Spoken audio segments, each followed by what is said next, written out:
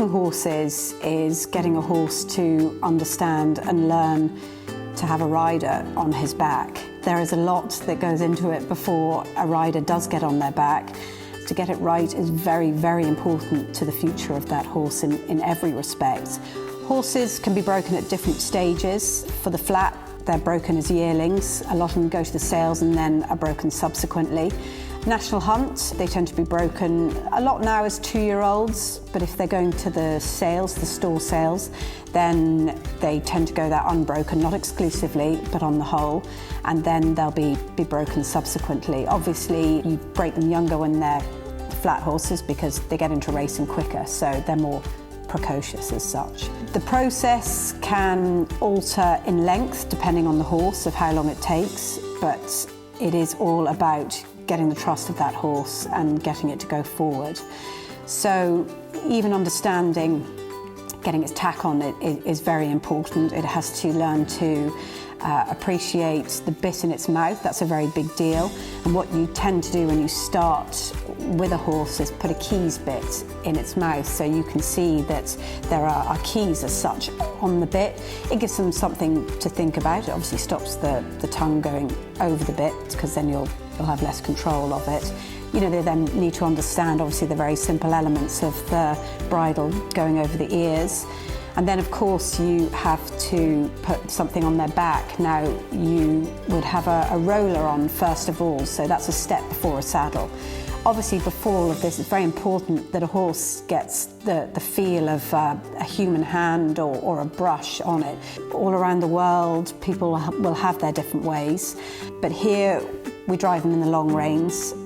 This is good for their steering, for control, for getting them to go forward on their own. It's just a very, very, very important discipline for them. And if all that goes well, and once that goes well, you can take it to the next stage. Like I said before, it totally depends on the individual. And then you essentially go to the stage of getting a saddle on their back.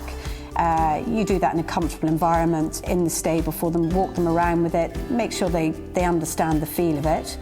And then you wouldn't go from 0 to hero and put the jockey straight on. Certainly for a good while, you'd be having the jockey just laying up on the horse in the stable so they can feel and see the presence on their back. For all the fact you always get it on a horse on its near side, it's very important that you also put, when you're in the breaking process, of putting the rider up on the other side of the horse as well, so that when somebody actually gets on the horse and puts the leg over, they don't think, oh my gosh, what's this on the other side of me?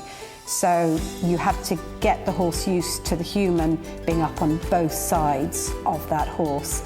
And then once you're comfortable with that, you know, then the jockey can go up and sit up on the horse.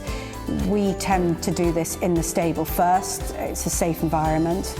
And then when everybody feels confident, then you take it a bit further. You go down the lane, you'll keep somebody at their head because obviously you need to be sure that everybody's safe and the horse is outside for the first time with the rider on its back, so you know it's a big deal for them. And then eventually you take to the next stage, they ride on their own. The long reining has helped the control of the mouth, so when the rider's on the horse with the reins, the long reining has allowed the horse to understand steering, you know, one way or the other. So hopefully all the groundwork you put in has built great foundations then to be able to go forward once you're at this stage. And then of course another very important part of the breaking is lunging the horse. It's important for them to listen to the voice, funnily enough, of the person when they're lunging them.